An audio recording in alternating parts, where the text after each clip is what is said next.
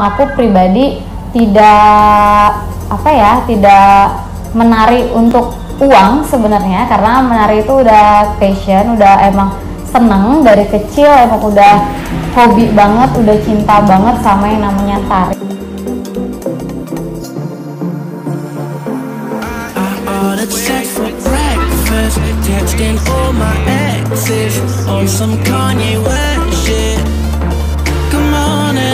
Hai, perkenalkan, aku Dwi Oktariani, biasa dipanggil Dwi, Uwi, kayak gitu lah ya. Aku ada seorang owner atau founder dari Sanggar Flamingo, lebih tepatnya CV Rumah Kesenian Flamingo.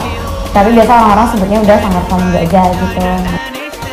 Aku tidak pernah berpikir akan menjadi seorang penari. Jadi menari itu hanya ya udah hobi, ya udah cuma suka-suka aja. Tapi nggak tahu sama sekali ngeblank kalau sampai di usia sekarang akhirnya finally aku seperti ini gitu ya. Jadi kalau lewat tari, lewat tubuh, media tubuh itu aku lebih bisa nyaman, lebih bisa comfort untuk menyampaikan pesan. Pertama kali nari itu dari kecil itu emang udah suka. Jadi emang aku pribadi tidak tidak menari untuk uang sebenarnya, karena menari itu udah passion, udah emang seneng dari kecil, emang udah hobi banget, udah cinta banget sama yang namanya tari. Jadi saat SMA aku akhirnya menemukan passion, dimana bahagia aku di mana, terus aku nyaman di mana.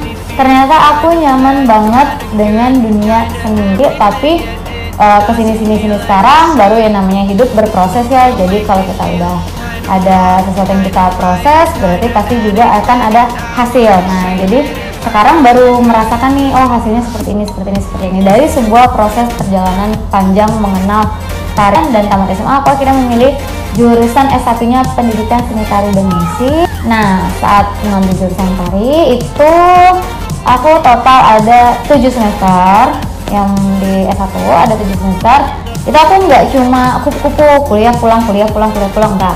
Di situ aku juga kerjanya apa? Kerjanya di bidang tari. Jadi artpreneur aku udah mulai main di sana. Jadi aku udah bisnis di bidang tari itu udah mulai dari S1, dimana aku ngajar keliling istilahnya, kayak jualan jamu keliling lah, satu sekolah ke satu rumah, penari panggilan, jadi pelatih tari panggilan. Nah di situ worth it banget. Dari yang tadinya aku ngajar nggak dibayar, semuanya memang aku nggak apa-apa. Itu karena memang udah tadi, karena aku proses belajar. Aku gimana sih caranya nanti aku bisa maksimal menjadi guru tari. Kalau aku udah tamat dari S1, mas aku cuma tamat dengan IPK sekian, tapi saat aku ke lapangan aku nggak bisa ngapa-ngapain. Nah aku nggak mau kayak gitu. Suka dukanya menjadi pelaku seni itu apa sih? Nah, yang pertama itu tentang seni dan masyarakat. Jadi masyarakat itu masih banyak banget yang belum peka akan seni, masih merasa apa sih seniman, mau jadi apa sih kamu, mau makan apa sih kamu besok kalau cuma nari-nari doang. Nah itu yang pertama itu. Terus yang berikutnya mungkin pandangan orang ya tentang seniman, tadi yang dari finansial, budgeting, mau makan apa. Terus yang kedua dari penghargaan masyarakat terhadap seni. Jadi masyarakat itu masih minim pengetahuan tentang seni, masih merasa oh cuma gitu-gitu doang kok, oh cuma gerak-gerakin badan doang kok, cuma gini gitu, kok minta harganya segini, atau oh kok minta segini, kok minta diapresiasi seperti ini. Nah begitu, itu juga salah satunya suka dukanya. Terus dukanya lagi yaitu biasanya perform nggak dibayar pernah, padahal kita udah all out, udah latihan, udah kayak apa, merekanya bilang mbak ini buat acara ini aja kecil-kecilan, tapi nggak taunya saat sampai di sana itu acara besar dan nggak mungkin dong. Aduh oke, ya udahlah. Nah itu, jadi sekarang pikirannya cuma pinter-pinter milih klien lagi. Jadi saya lebih appreciate kalau misalnya orang minta bantu free, ya bilangnya bantu dan free, tapi jangan memanfaatkan gitu. Jadi jangan minta ini ternyata untuk big event, dimana mereka itu udah punya dananya, udah punya alokasi sekian, tapi udah deh, mereka juga seneng kok dapat panggung, udah deh, mereka juga nggak apa-apa kok cuma nampil-nampil.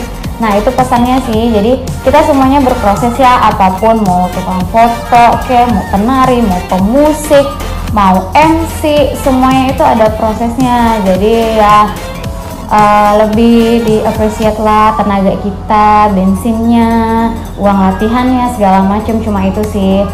Terus mengenalkan seni ke masyarakat juga. Jadi ada beberapa masyarakat itu kayak ngapain sih nari, atau misalnya punya anak cowok nggak dibolehin nari, nggak usah nanti jadi banci, nggak usah nanti ini, nggak usah nanti itu.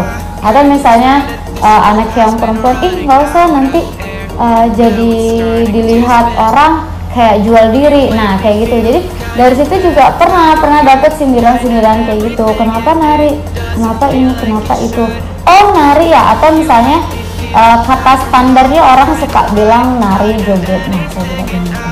Jadi yang joget-joget gitu ya, fix nari dan joget itu beda ya. Nah jadi nari ya nari, jogetan ya jogetan gitu. Jadi tolong jangan disamain. Terus nari-nari kayak yang di klub-klub, fix ini beda gitu ya. Jadi beda lagi. Terkadang orang tuh suka bilang udah oke nari-nari aja kayak di clubbing bla bla bla. Enggak, dimana nari itu ada beda lagi. Ada yang tari untuk tari pertunjukan yang benar-benar memang kita menyampaikan sebuah pesan, atau emang tari yang buat just for fun yang tadi yang disebut dengan joget-joget itu. Nah itu, jadi di situ dimana masih banyak banget orang-orang yang berpikir semuanya ya udah itu semuanya nari gitu. Gitu juga misalnya kayak aerobik segala macam disamain lagi dengan tari, enggak, itu sebenarnya beda-beda.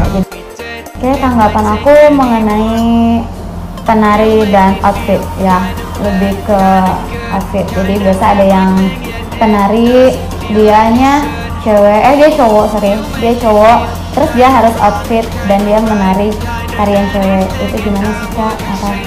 Kak, aku pakainya hijab, terus gimana sih aku mau nari gitu ya. Oke, semuanya itu sebenarnya pilihan. Jadi ketika kamu ngelakuin sesuatu itu pasti akan ada sebab dan akibat. Itu pasti semuanya ada efek. Kayak kamu mau keluar rumah aja bisa jadi hujan, ya kan? Atau keluar rumah bisa jadi tengah-tengah panas. Terus gimana caranya? Sedia payung, terus sedia sunblock. Nah itu hal-hal sesederhana itu aja kita udah pikirin. Gimana dengan kita memutuskan mengambil suatu bidang. Jadi kalau tadi yang pertama tentang outfit, itu sebenarnya lebih rasa profesionalitas. Jadi kamu cowok nih tapi dapetnya tarian tentang perempuan, jangankan outfit, bentuk tubuhmu aja, gaya bahasa tubuhmu aja itu harus pure semuanya perempuan. Kenapa? Karena memang kamu lagi mengambil tarian perempuan gitu. Jadi bukannya kita maksa kamu, tapi emang kamu udah berani ambil, you can take it, berarti kamu harus tanggung jawab sama apapun yang kamu ambil. Gimana sih dengan yang hijab modern dance? Nah ini kembali nih, kalau ini masalah ini berat ya. Jadi kalau ini masalah kamu dan kepercayaan kamu. Jadi kalau misalnya kamu comfort dengan apapun itu, ya kamu tetap pede gitu.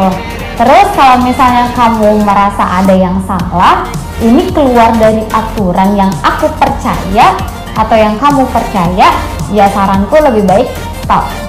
Jadi kita tetap keep being you, kamu jadi diri kamu selalu bisa tampilin apapun untuk diri kamu dan orang lain. Tapi one day kalau kamu ditanya, kamu bisa tanggung jawab. Ya itu juga please banget untuk yang namanya menghargai sebuah proses. Nah itu sih paling suka dukanya. Kalau sukanya ya suka banget karena emang dari hati aku cinta banget menari. Jadi kamu-kamu yang emang suka, emang hobi dan passionnya nari, boleh gabung di Sanggar Flamingo. Kita ada Instagramnya, yaitu flamingo.sgr. Lokasinya di mana? Lokasinya di Sungai Raya Dalam, Perumahan Desa Indah, Blok G nomor 5.